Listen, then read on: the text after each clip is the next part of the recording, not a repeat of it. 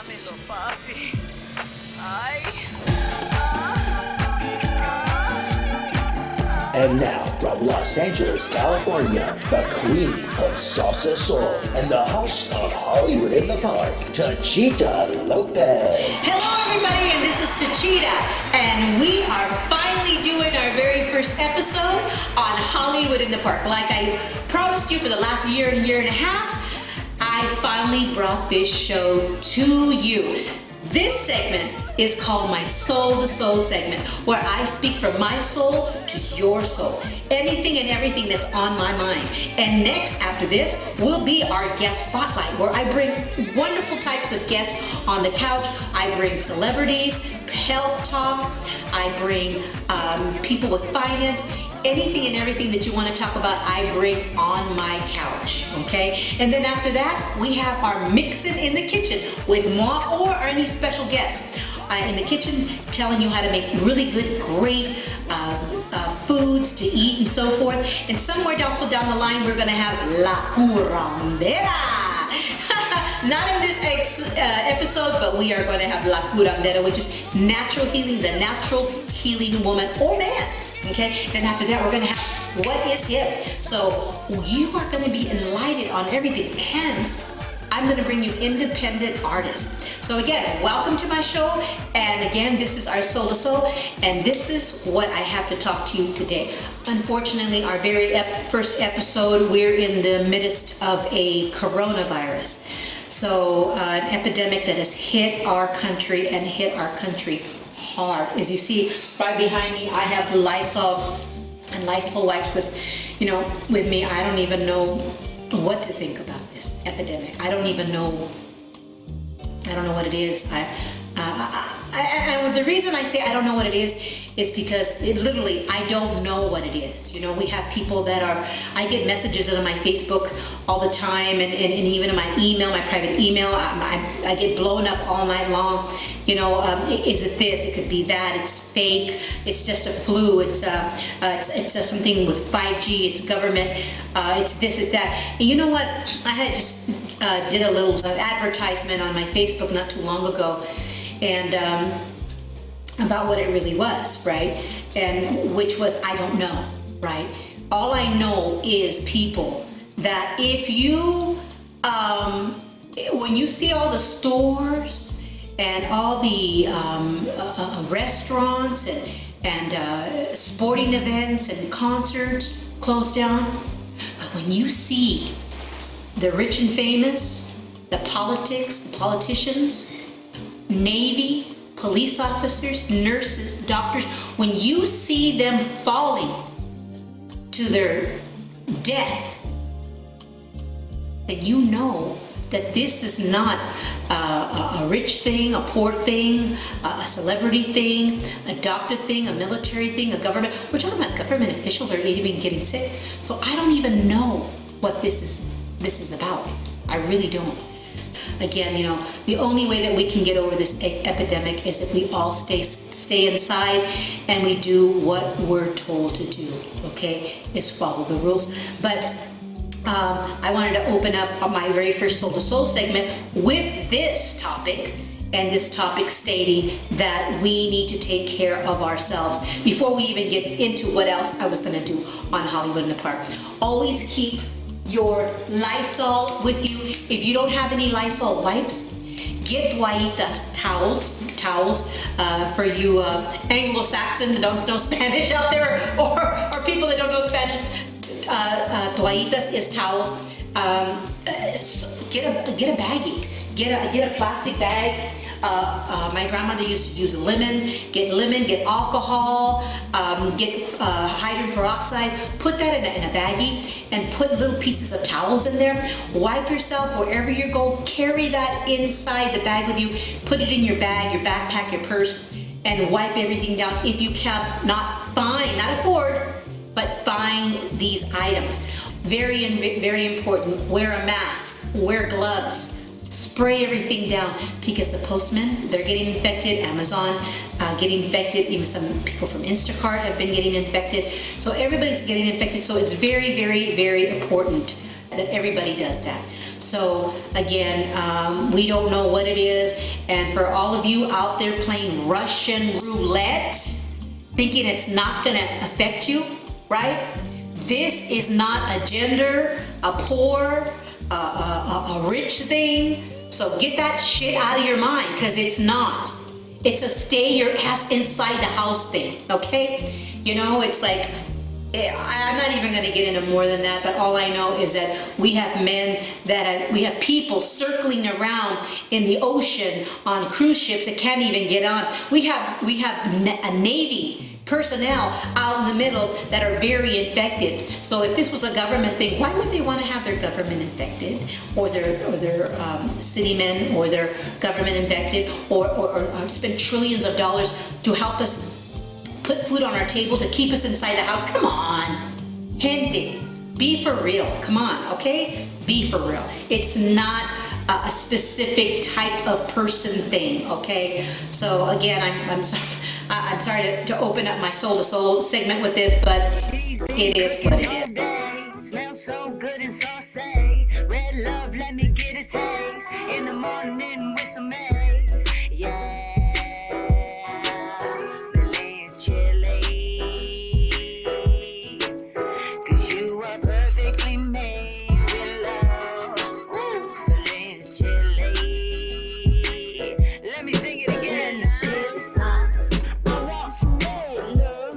Please, chili sauce. Give me the red one. All right now. Please, chili sauce. I need some green love. Please, chili sauce. Give me the green one. Please, chili sauce.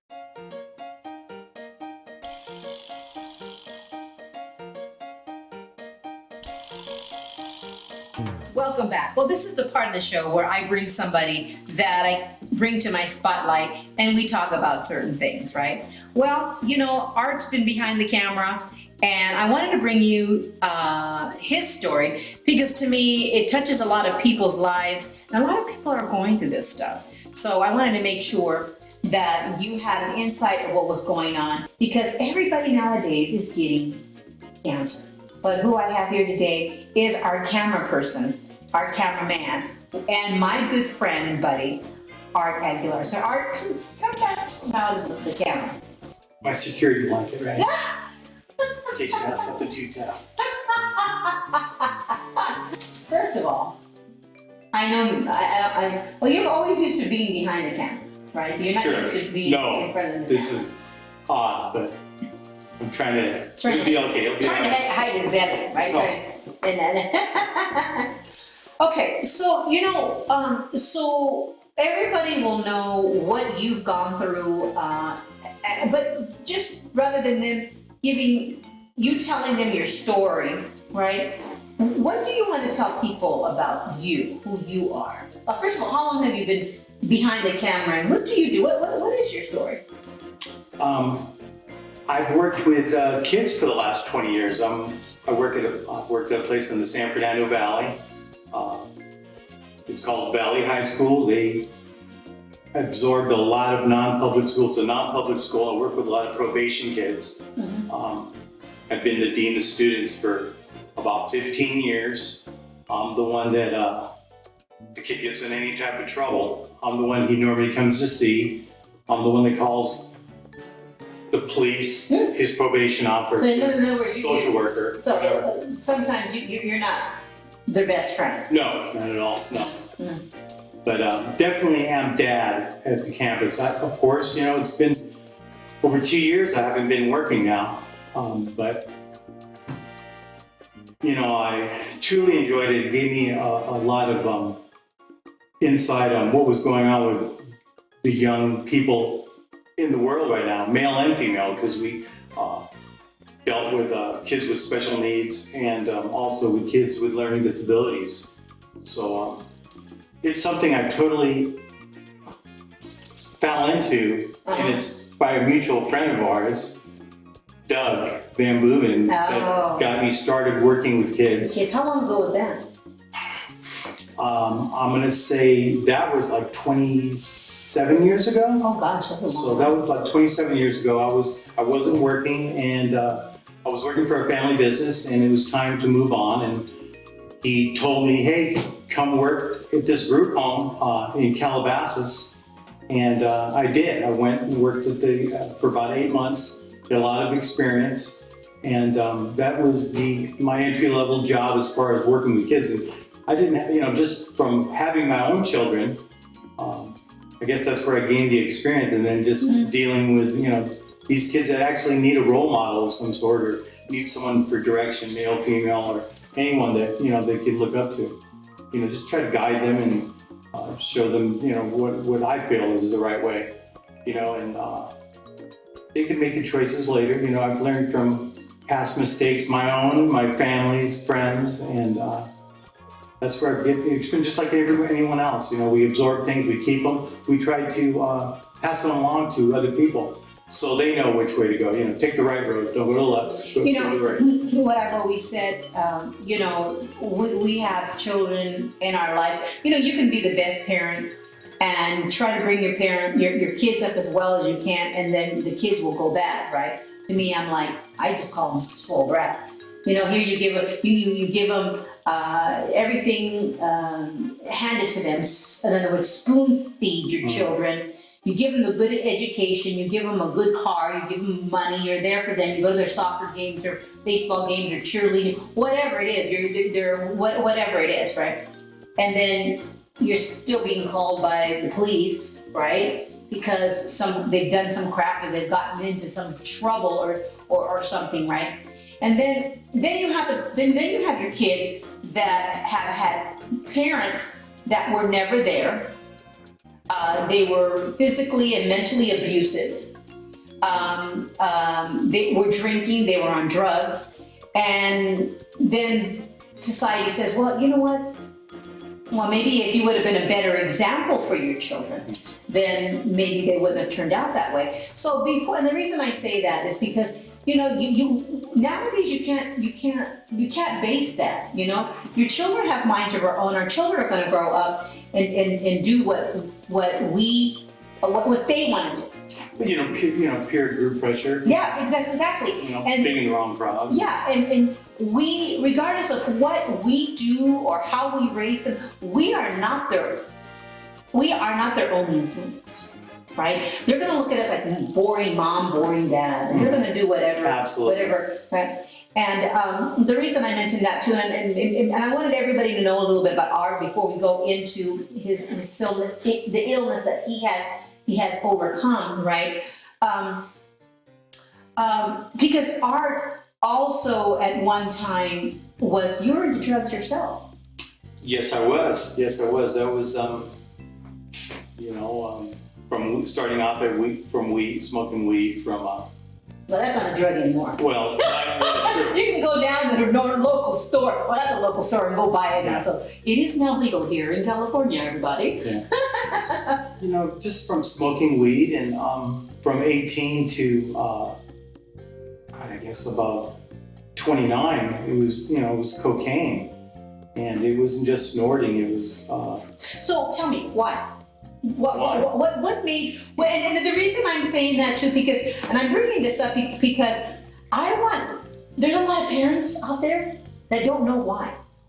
We raise our children so well, and they're on cocaine, and they have done drugs, or they have done meth.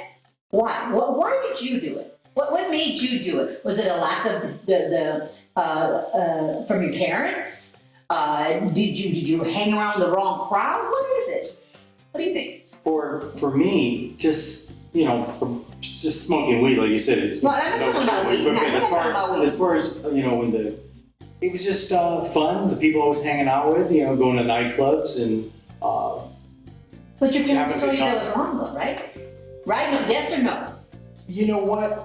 To be honest with you, I don't recall having a conversation about drugs with my father, because I was raised by my father, and my mother passed when I was about 11, but I didn't know who she was. She was always in the hospital, and my stepmother pretty much raised me. And no, we didn't have that conversation. I remember coming home from from drinking with high school friends and got home, and my stepmother, oh man, she blasted me with words, but the last thing she said was, "It's better to get it to Papa." Oh, now we know those words. Cuando llega tu papá, te va a dar un Then she chingado. gave me the hand. Buen dado. So, I mean, not that she hit me, she just like, "It's gonna be here to Papa." And then she walked out, and I was like, oh shit, I was like scared like he was standing next to me. You know what? Don't you think that the more that our parents scold us and tell us not to do that, it makes us want to do it even more? You know, psychology-wise, yes. But I wish my parents would have told me not to. You know, what are you doing? Are you out there doing that? But I never heard that. Even when I was, But you knew that was wrong, though, Art. yeah, you know. But the thing about it is, you know, there's always something missing from your life, and you want to substitute it with something. You know, it can be, you know, for me, I think, you know, I don't know, you know. Psychology-wise, you know, I was missing something. I didn't really have my mother in my life. You know, I had my stepmother that raised me from 2.5 years old. Meanwhile, my mother, you know, she wasn't my stepmother. She was just. She was like your mom, though. She was like my mom, but my mother was in the hospital. She was like completely out of the picture. But She you had don't even. multiple sclerosis. So But you don't like. You said your mother. She passed away when you were 2. she passed away. She was pretty much gone from when I was 1.5 years. My mother was out of the picture because she was in the hospital. She had multiple sclerosis. Back in the 60s, they didn't know what it was. I mean, she was getting shot treatment. Who knows what other stuff. She was at Camarillo State Hospital. And that was the only place that would take her in like 1959 or 60 or 70. So your stepmother, right, was almost just like your mom. She was my mom, and I think she went through different phases because in the beginning she was just like the nanny. She was the nanny at my house. You know, there's 3 of us, and we're all 2 years apart. Everyone's 2 So years you old. grew up knowing she wasn't your mother? I knew She's she not was- your mom? Oh, I knew she wasn't my mother. I knew who my mother That's was. fucked up. I knew who my mother was. Sorry. Just that she was, you know, she was in the hospital. And we'd go drive to Camarillo from Los Angeles, and we'd drive there. And my father always right there off the Lewis Road, off the 101 freeway. We'd stop off at A&W, grab, you know, my father would get us something, and we'd keep on moving. And once we got we never went inside. You know, we always stayed in the car. My father kind of shielded that from us because of. What are we talking about? Talking about my mother, she shielded us from seeing her.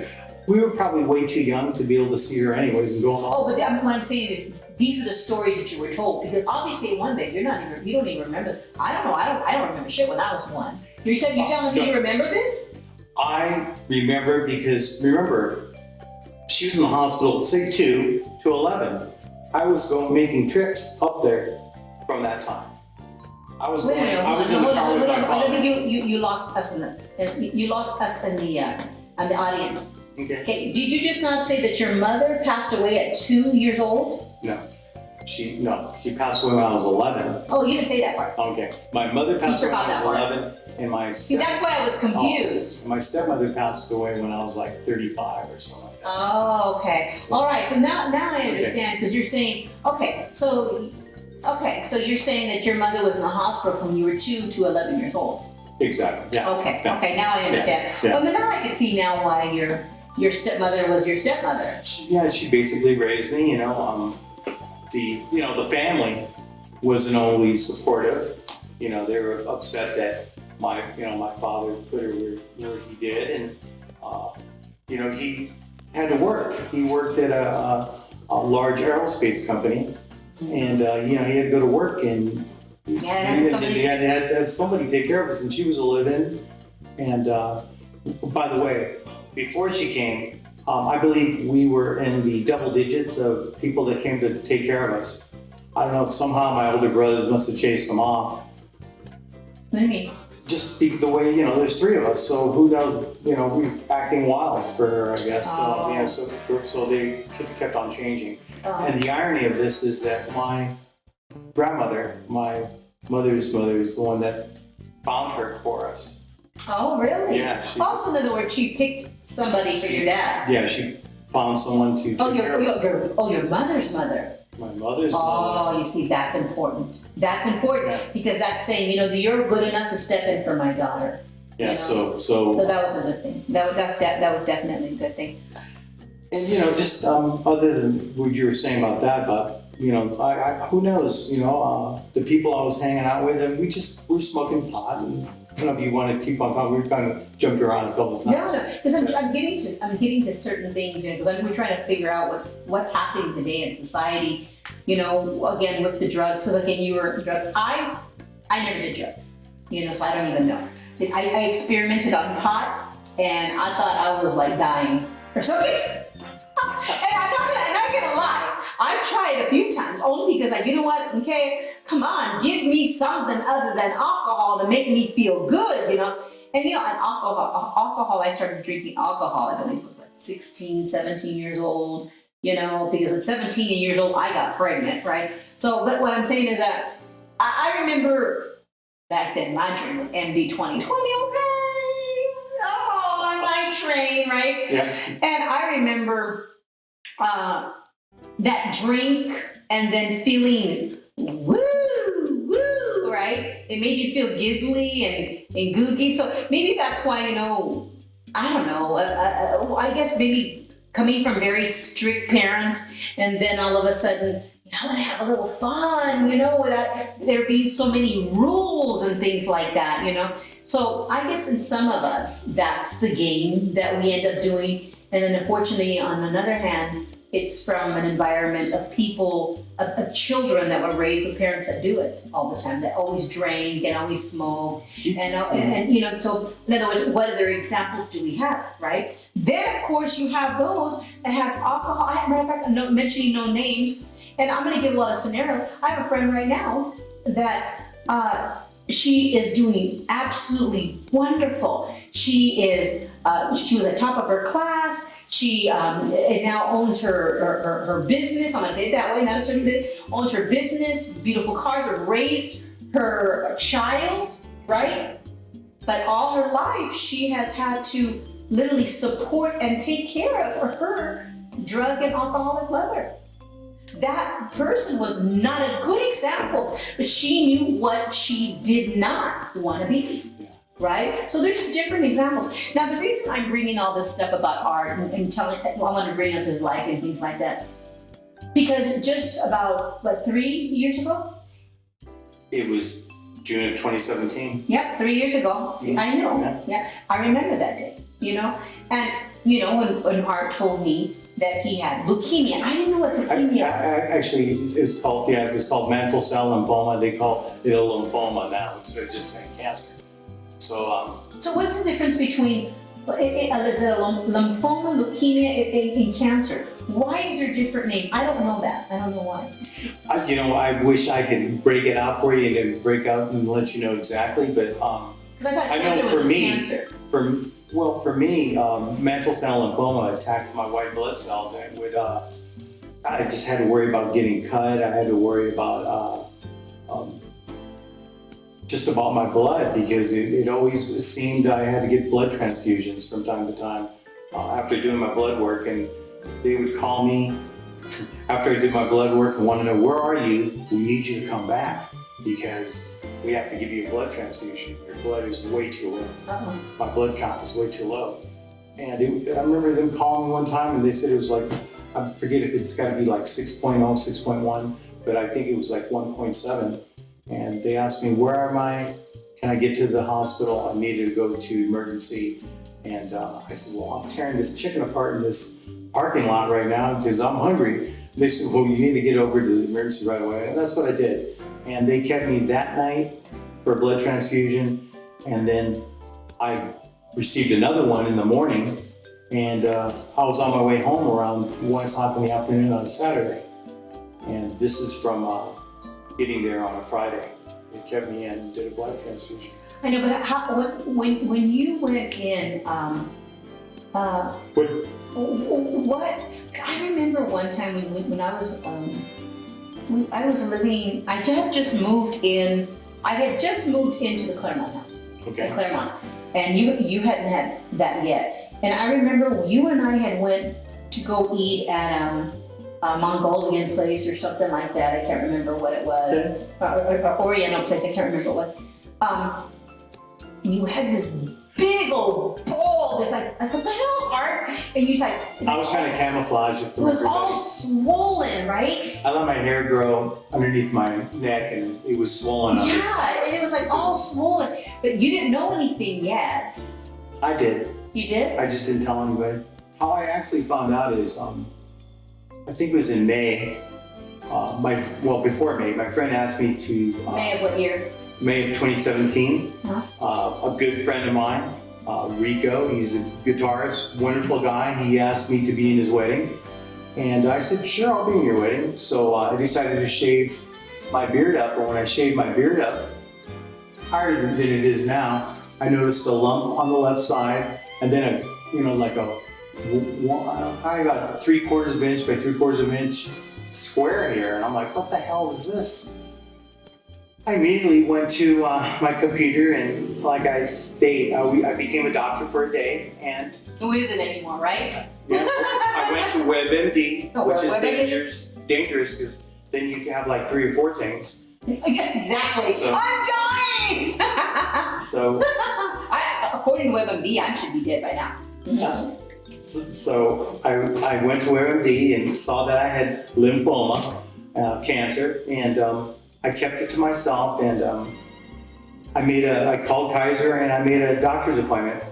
You figure this Yeah. true. See, I had been going to the doctor, and the thing about it is we just changed over back to Kaiser, so I was pretty lucky because I had gone in and ran a bunch of tests, and the doctor said I was all clear. Now, Rico's wedding was like in a month's time. I knew for at least a month that I had it. I assumed. The doctor ran tests, he said everything was fine. I said, oh no, it's not. Advocate for yourself, that's all I could say. Keep doing it. So I advocated for myself, and I said, you know what, I want to see an ear, nose, and throat specialist. I want some blood work done again. I've got, it's not right. So he did some more blood work, and we had an appointment with an ear, nose, and throat specialist, and when I saw her, as soon as I walked in the office, she looked at this growth and just looked at it, and she says, Mr. Aguilar, you don't mind me doing an in-office biopsy right now, do you? And I said, no, not at all. So there they go. She takes a piece of it, and she tells me to come back in 2 days. Now, 2 days would have fallen on a Saturday. So I go back on Monday. And Hold on. And with that, hold that thought. Okay. We'll be right back after this commercial break and find out what happened to Art on Monday. We'll be right back. Join Techeetah Lopez and Hollywood in the Park's entire audience by advertising your brand, product, or personality with your commercial here. Email techeetah@gmail.com for more info.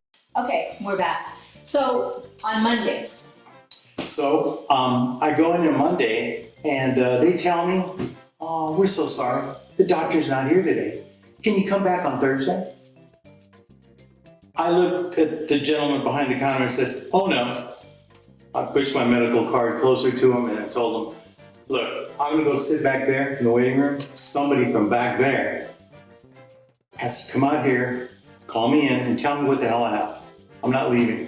I'm gonna go sit down now. Here's my card. I just went and sat down. Within 15 minutes, they called me in the back. The doctor just told me he wasn't, the doctor did the biopsy, obviously. So he said, Mr. Adler, you have mantle cell lymphoma. It's very rare. He goes, only 8% of the people that get lymphoma get this type. He goes, Maybe that's why your doctor, your doctor probably didn't want to freaking show up after he just finished telling you you didn't have any shit, right? He's like, oh shit, I need to get prepared now. So he told me, look, you're gonna need chemo, you're gonna need a port, you're gonna lose your hair.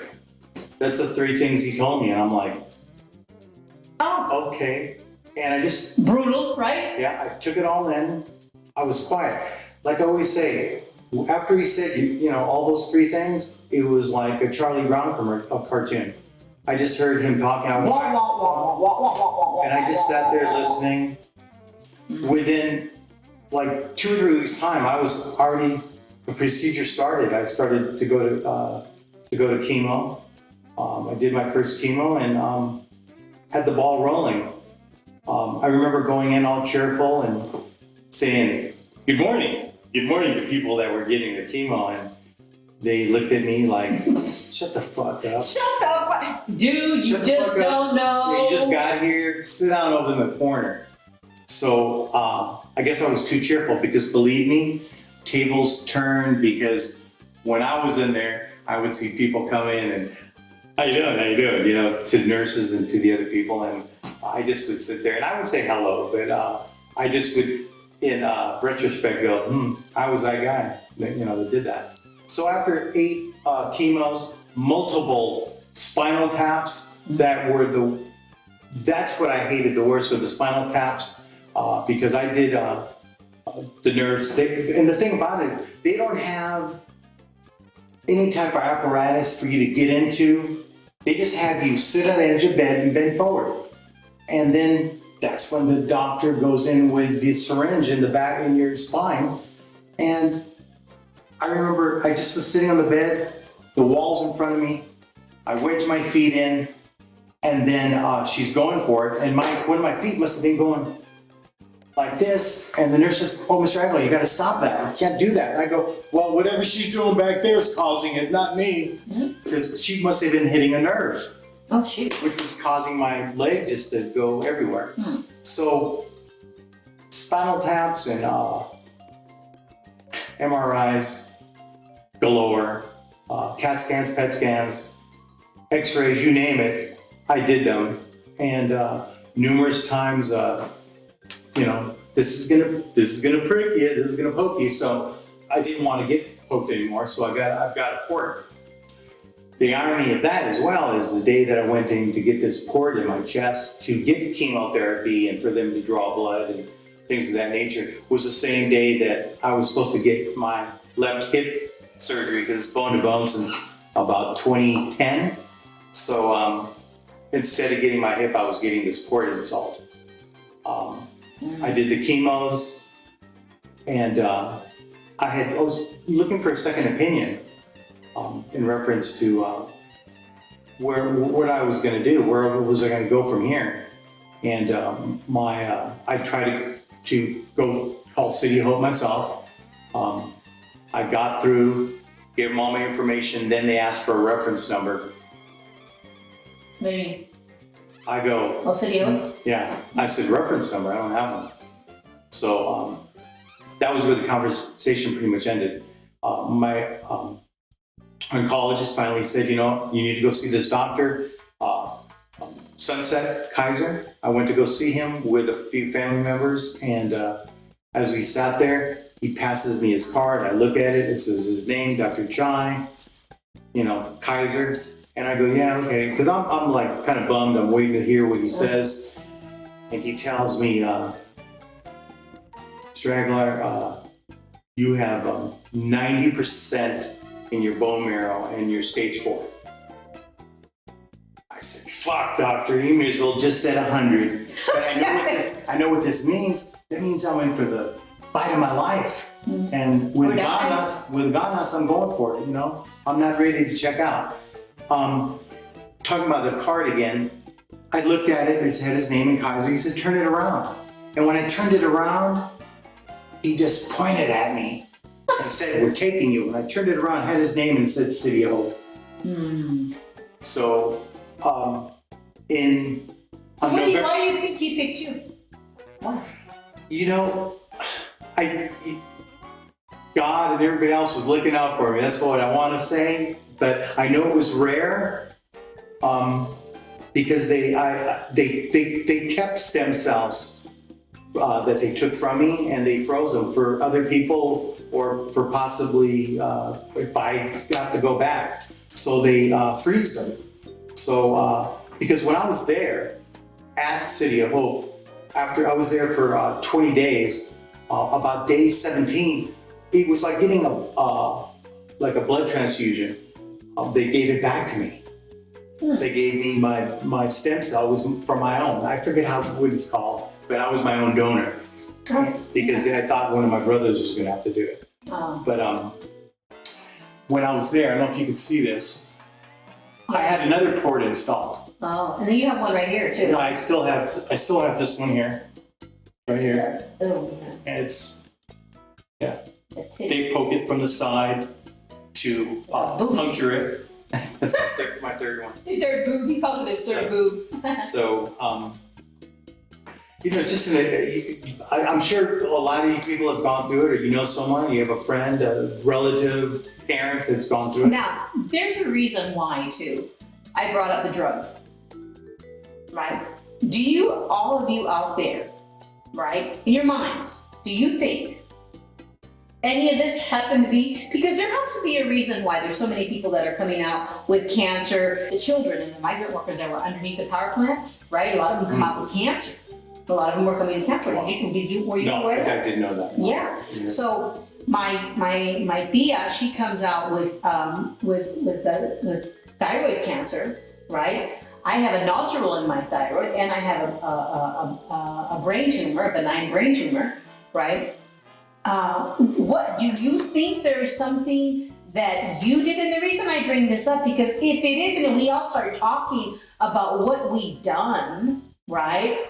Or where we were at, or the possibilities, maybe we can help somebody in the past, or maybe have them open up their eyes and say, well, maybe you know what? Maybe that could be. Do you think it was something that you did?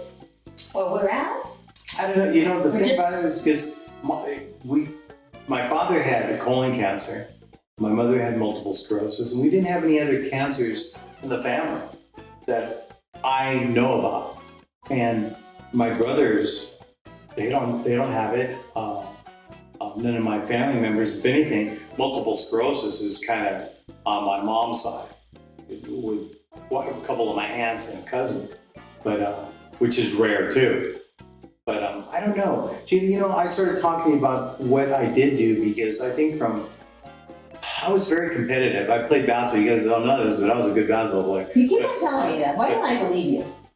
Anyways, at one point, you know, because you're saying, what did you do besides? No, I'm thinking. I'm thinking. What do you think? You ever heard of Dexatron? Oh God. Back in the day. Yeah. And you can buy those right over the counter. You go to can't. market. That thing doesn't even exist anymore. Yeah, I used to. When I would go, I played in a couple basketball leagues. I'd get a couple of those. I'd pop holes in them. Just for the game, I'd take like 3 or 4 of them. Could have had a heart attack or killed myself. Oh, and I did that. No wonder you played basketball so damn well. Go tweak it. Yeah. So basically, it was like tweaking out there. But I did, and this is after high school. This is after high school. Many leagues I played in all over the city. But you know, I don't know. You know, other than that, and drinking early, 15. I don't know. I was, and my thing was gin. You were talking about. So you said it attacked your liver? Was it your liver? No.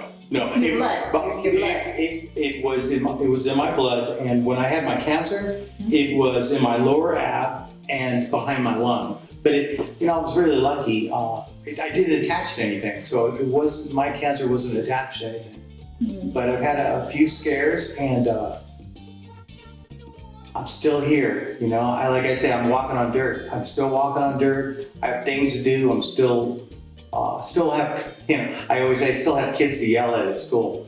But in order to, you went to your chemotherapy and you changed your diet.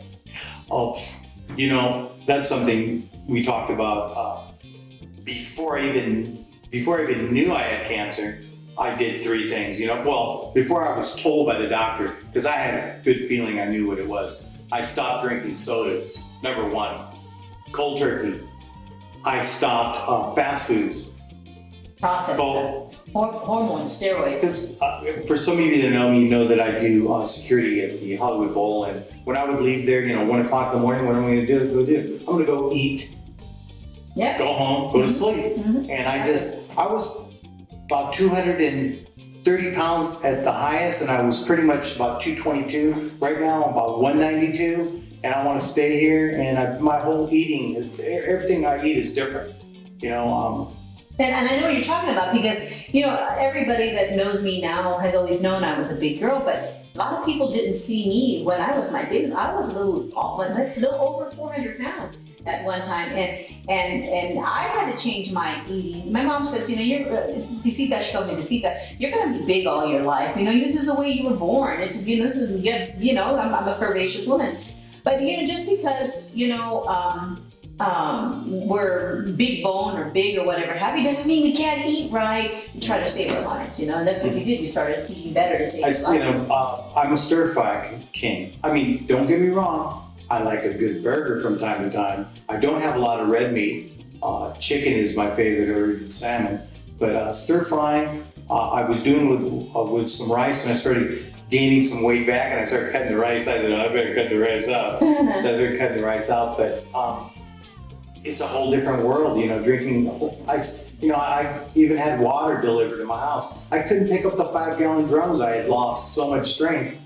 And I had 2 weeks to carry them both in. I couldn't even carry one. I had neighbors bringing them in to me. And then when I had sparklets delivered for over a year, and I just recently stopped, and I'm bringing my own water in. It just, it's a whole different way of thinking about it and sticking to it. You have to pretty much cold turkey it, and just start eating better, and stop eating the disease.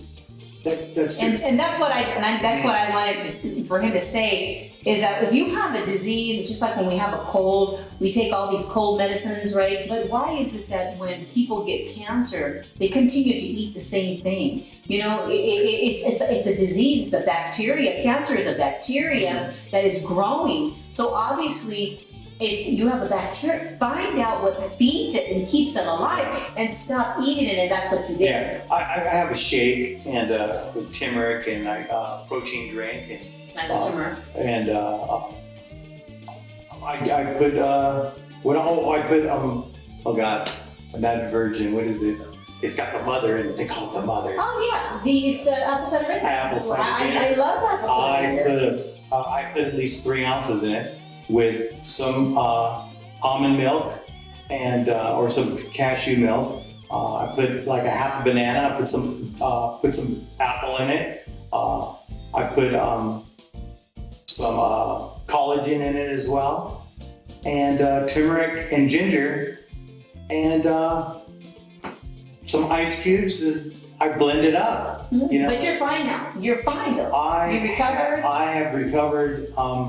They don't like saying, even though the doctor has used the term that it's in remission, they don't like to use it once you have it, because you never know. It's in us all. Just have to have the right frame of mind, and I don't know. For me, I wanted to live. I wasn't ready to ship it in and check out, and me either. I'm not ready to check out. I have one son. I have grandkids, and they want to. I still have a lot of life in me. When he told me he had cancer, I was gone. I was out. I didn't want to see him. I didn't want to be around him. Not because I didn't care for him, because I cared for him. I did not want to see my friend like this. Plus, you had your girlfriend. P, and she took care of you. I stayed with her, and she did. And I figured, you know what? My daughter came over constantly. This is what she's for. Because I'm selfish, and I did not want to see my friend sick. I didn't want to see him sick, right? I wanted to remember him the way I was, and I was going to let Pete take care of him, right? And I know it sounds selfish, but I've always been like that. I don't like to see the people that I'm with sick, and I don't even know where I get that from. I think it has a lot to do with the way we were brought up. You're sick, and put the Vicks. Here's this. You put some Vicks on, right, and go back to work and get over it. You're always being encouraged to not be sick, to be better, right? And I didn't want to be around anyone either. A lot of people were upset with me that I wasn't calling them when they'd call me, and I just didn't want to. I guess different people handle it differently, and I just didn't want to. I handled it. I didn't want anyone to see me the way I was either. Yeah. I remember people, hey, can we take a picture with you? And it's like, no, I'd rather not. And the funny thing, it's just that once I was in that circle, because it's always dad, uncle, cousin that get cancer, or the guy around the corner, your next door neighbor, but it was my turn, it was me. Yeah. So what are you gonna do? So I reached out to some of the people around me that had it to find out what they did. And then once I have it, I'm finding out this friend has cancer, this friend has And then cancer. terrible all comes out. And it's like, what the hell's going on? So you know? you lost all your hair, right? I lost all my hair, eyebrows, beard. I was looking at my iPad Are you today. you're not bald anymore? No, I'm not. Matter of fact, I let my hair grow. Look out, everybody has long hair. I'm after you. Come on. So we're gonna wrap it up real quick here. Yeah. I want to thank Art for coming and being one of my very first guests. But what I want to say, the moral of the story is, regardless of what we do, where we go, where we were at, where we lived at, what we drank, what we smoked, what we snorted, if even, or if it's genetically, that's what's gonna happen to us. Whatever it is, if you have it in your genes or in your family, find out what you can do to prevent your situation. Look into your family tree, and if your genes have it, do a DNA, find out if you have more of this gene than that gene, right? And then find out, and I always say, go to what they eat, right? Go to what they eat and do the opposite, and maybe you won't get that. Because genetically means only that it's in our blood, it's in our system, it's in our cells, and just like a car, some cars can't take regular, sometimes some let it. Ethyl used to be called. Yeah, but if your body genetically can't digest it, don't eat it. Then you won't get anything. You won't acquire any of these infections. Yeah. And don't be afraid to call the doctor when you feel sick. Call them. I have so many friends that just don't want to do it. It's like, shut the hell up. Take care of yourself. Take care of yourself. I want to know. It is what it is. Once the doctor tells you have something, there's no way around it, right? There's no way around it. There's no way to cure. Cancer, you knew. There's something to cure it, some way to get around it if you do the right things. I was just grateful and thankful and that it wasn't attached to anything, So my cancer wasn't attached to my any major organs. Oh, I was very lucky, and a lot of people were praying for me. From the Pruitts out there to the Espinosas to there's a lot of people calling and telling me that we just had a prayer group at a church for you, and hang in there. So advocate for yourself, check yourself out, and get information like Cheetah's telling you to do, and find out about your family tree. Find out if you don't know. For the grandkids, you have your parents, you better be asking them, because if their parents are gone, they're the last link for you to really find out if you don't know yourself. So definitely ask some questions in reference to things that might be floating around in the family. Yeah, that's true. And okay, well, we'll be right back. And again, thanks, Art, for coming back, and we'll come back to our next segment. I guess it's behind the camera now. All right. Yeah, you're behind the camera.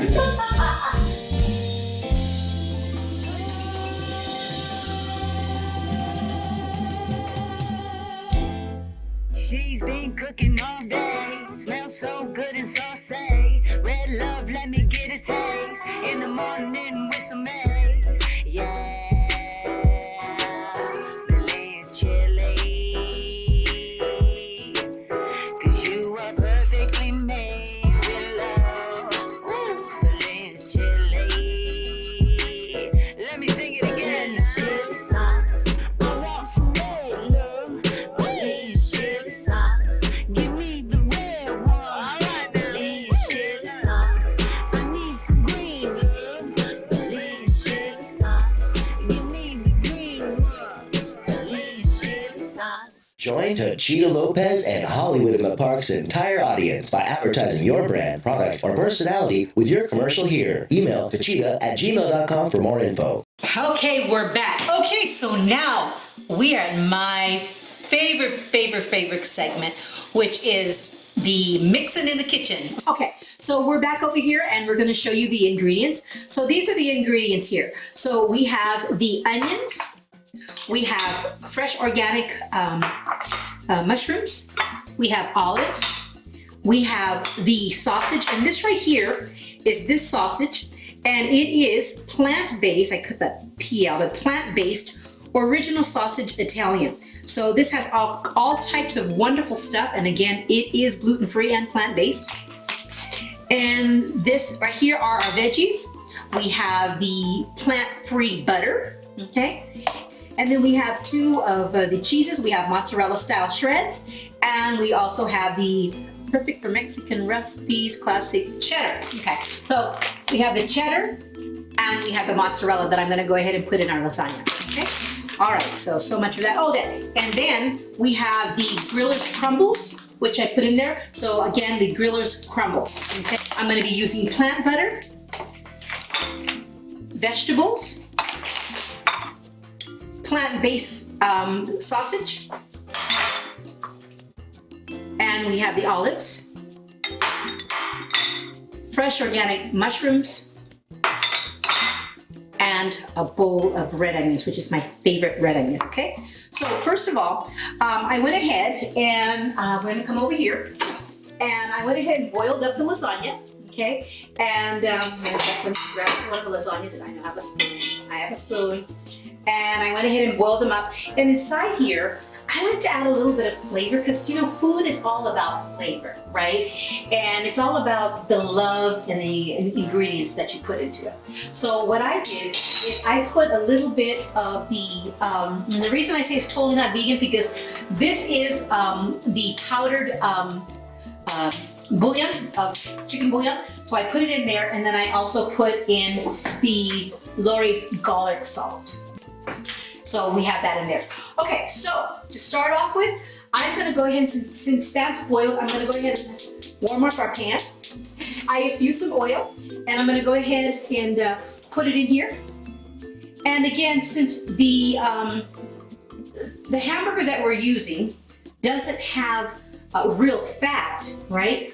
So I'm gonna go ahead and warm this up, and I'm gonna go ahead and add some onions to it. Let the onion saute. Now I'm going to put some mushrooms in here too. Mushrooms. Okay. And I'm going to go ahead and put the sausage in there. Put that all in there. I'm going to let that simmer. Okay. And I like to add a little bit of turmeric. Only because turmeric is good for the swelling.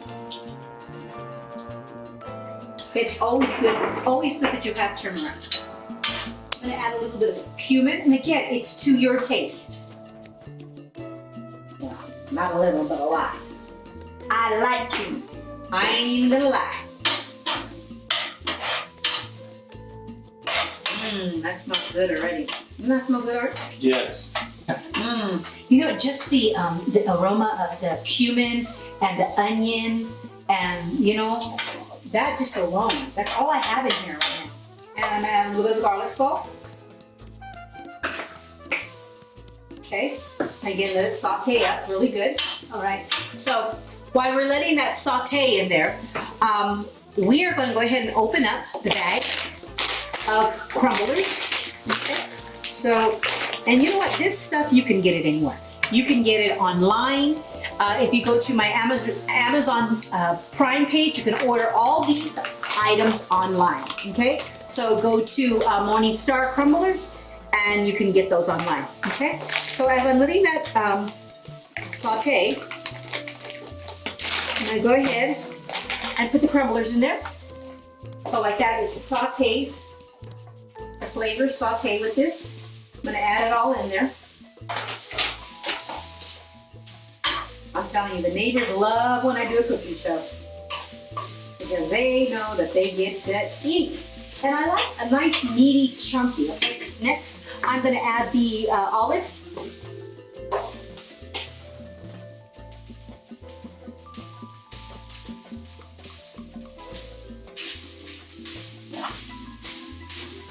I might have a little bit left, but that's okay. If I have a little bit left, you know, you can always use it for topping the omelets. I like that when you top the omelets.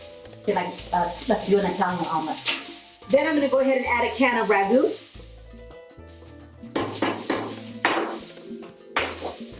And pour that in there, the whole can. Now we could go ahead and make our own sauce, right, which is really easy out of fresh tomatoes, but that's another segment. I'm gonna add a little bit of more chicken bouillon to it.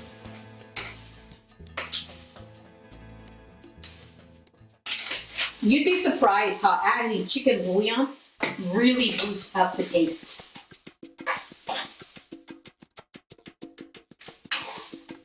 And I'm gonna make it a little spicy, so I'm gonna add Valen's chili. Add some Valen's chili. I like it spicy. Can I see that? Valen's chili. Make it kind of like a Mexican Italian lasagna. I'm gonna cover that, let that simmer. So while I'm doing that, I'm gonna go ahead and drain this pan right here.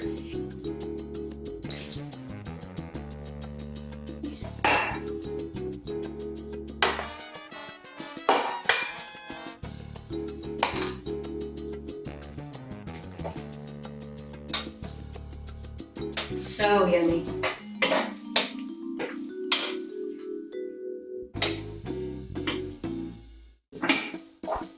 I'm gonna go ahead and cut up some more sausage, only because you know what? I really like this tofu sausage, so I'm gonna add a little bit more to it. Not tofuti, but tofurkey sausage. Add a little bit more to it. So after now that I've cut all this up, cut it all here, okay?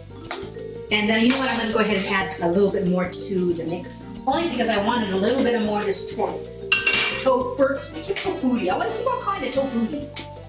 Tofuti. And right, a little bit more of that.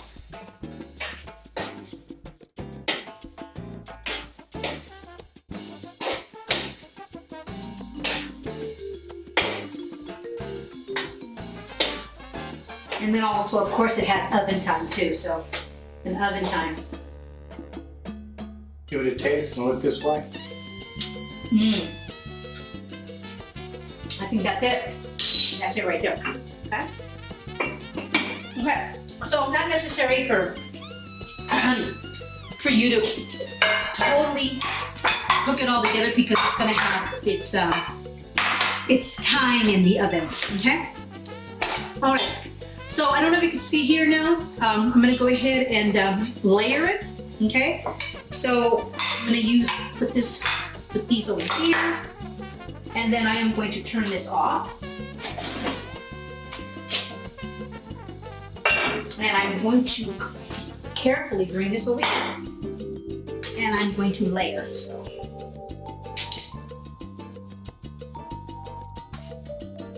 start layering for the lasagna. Okay, like so.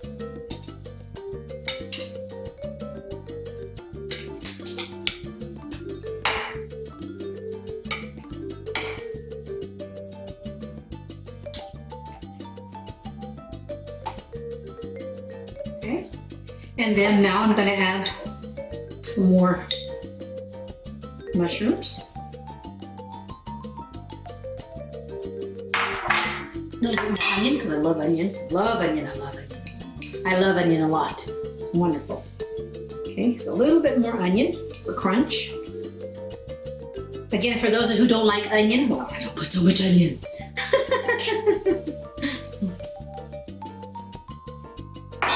When it cooks inside the oven, it'll all get nice and soft. Okay, just a few. And then I'm going to layer some vegetables.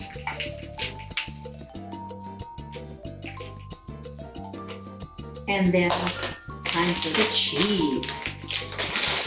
Now, the thing about cheese, what everybody likes, it's actually the cheese taste. The taste of the cheese itself, okay? So if you purchase a block of cheese without the mozzarella or the cheddar, right?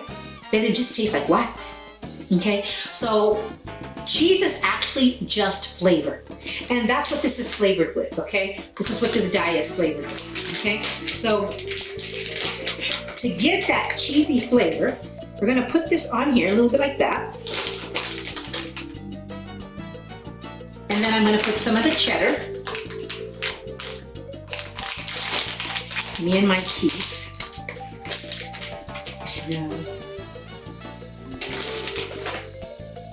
And it melts really good. Now, to give it that really good, cheesy, what a lot of people taste is actually like a buttery-ish. And I went ahead and I melted some cubes of plant butter, okay? Plant butter, okay? And this is by Country Club, plant butter. And this is what I do. I already went in, pre-melted it. It's very yummy, okay? And I put a little bit on the top just to give it that buttery, cheesy taste. I've noticed that if I do that, it tastes so freaking good. Okay, now, then I'm gonna go ahead and do another layer. Even that out.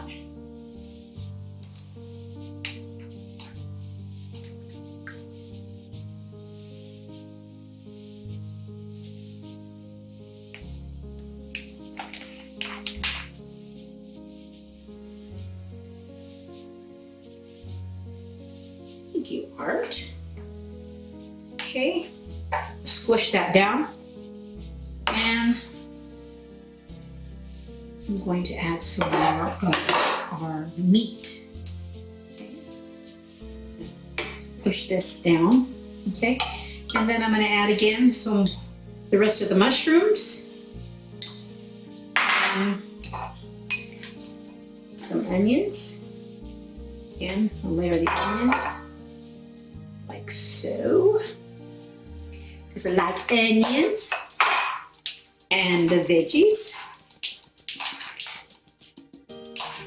Even those veggies out, plenty of veggies.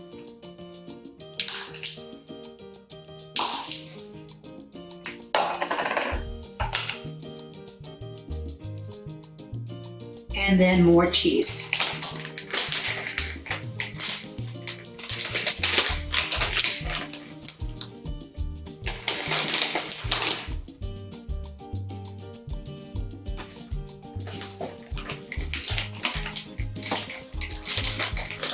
And I like this classic blend because this classic blend has all of the different types of cheeses on there, okay? And put that like so.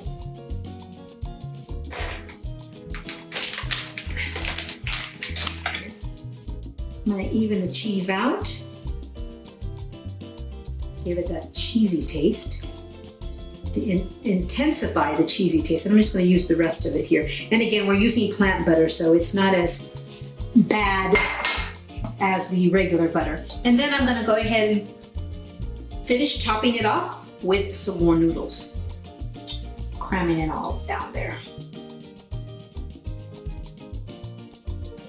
And we had just enough noodles. Like so. And I'll just go ahead and finish putting this down.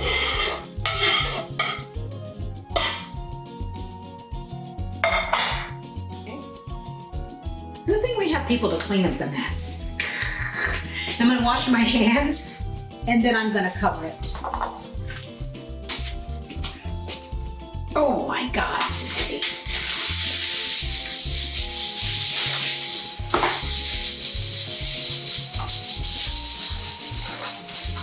And we are gonna cook it in the oven, and we're probably gonna leave it in there probably about 40 minutes, okay? So we'll be right back, and it will be all so nice. So now we took it out of the oven, so it's nice and hot. Ooh, look at that. OMG, that is beautiful. Piping hot. Matter of fact, let me get a fork.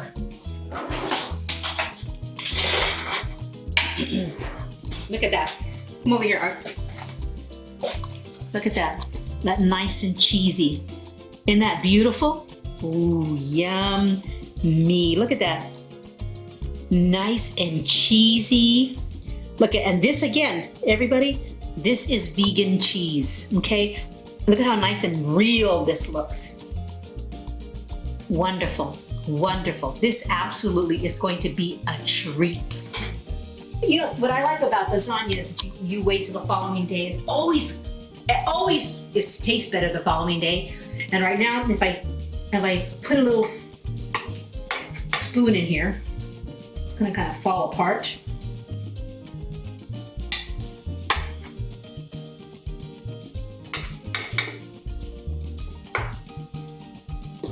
Okay. Let's see.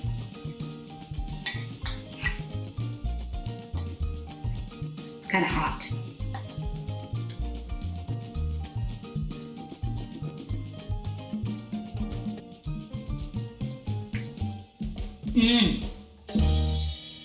Join Techeetah Lopez and Hollywood in the Park's entire audience by advertising your brand, product, or personality with your commercial here. Email techeetah@gmail.com for more info. She's been cooking all day. Smells so good and saucy. Red love, let me get a taste. In the morning with some eggs. Yeah. Belize chili. 'Cause you are perfectly made with love. Belize chili.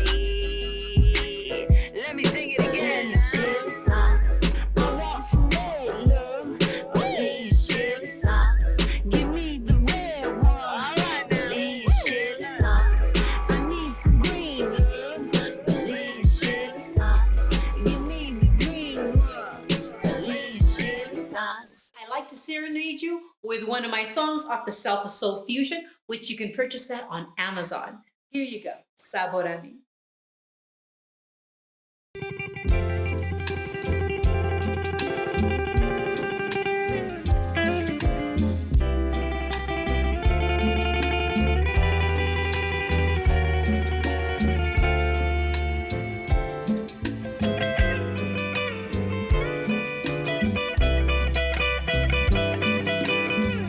Tanto tiempo disfrutamos de este amor, nuestras almas acercaron tanto así que yo guardo tu sabor, como tú llevas también sabor a mí.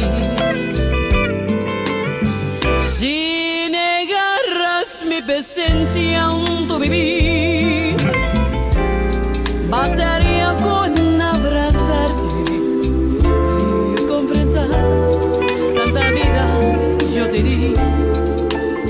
Como fuerzas tienes ya sabor a mí. No pretendo ser tu dueña, no soy nadie, yo no tengo validad de mi vida. Yo en lo bueno soy tan pobre que otras cosas puedo dar. Pasarán más de 1000 años, muchos más. Yo no sé si tengo amor, la humanidad, pero haré tal como quiera.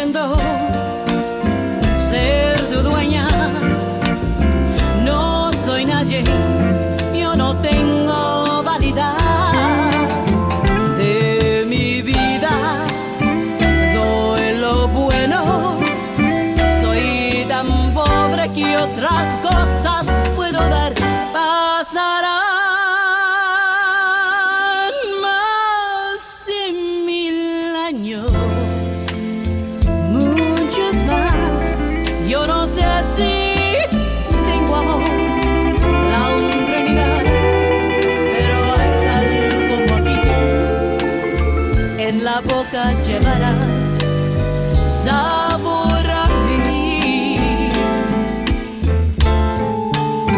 Sabor a mí. El sabor de tus labios cerca de mí. Sabor a mí. El sabor de tu cariño cerca de mí. Sabor a mí. El sabor de tu cuerpo cerca de mí. Sabor a mí.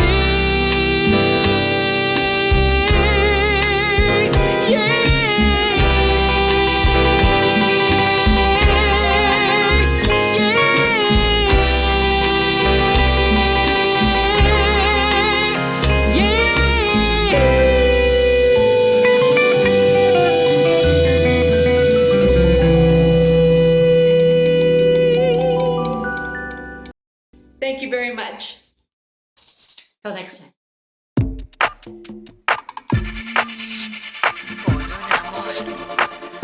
Necesito. Ay, papi. Dámelo, papi. Ay.